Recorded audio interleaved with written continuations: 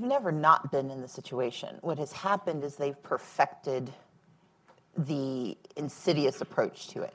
It used to be very plain. You just denied them the right to vote. You denied African Americans the right to vote. You denied women the right to vote. It wasn't until the 20th century that Native Americans were allowed to vote. And so it's for most of America history, the denial was de jure. It was in the law that you couldn't vote.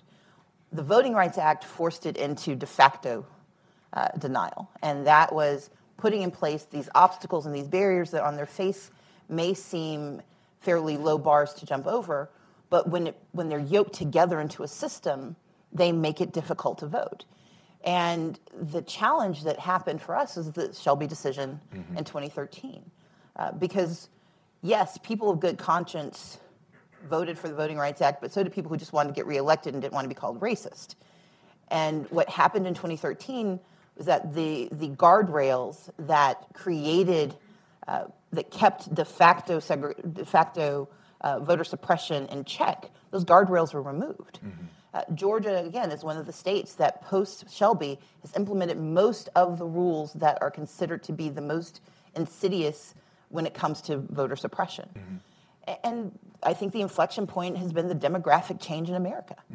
It's fine for everyone to vote as long as they vote the way you want them to. What has happened is that you have a new American majority that is largely comprised of people of color, millennials and Gen Z, unmarried white women, and progressives across the country of good conscience regardless of race, who have all aligned themselves on the side of certain issues.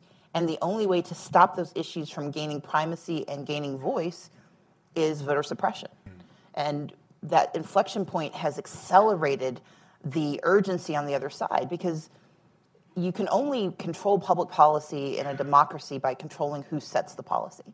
And voter suppression is the most effective way to block that policy, because if you can never elect leaders who reflect your values, those values never gain traction in the public domain.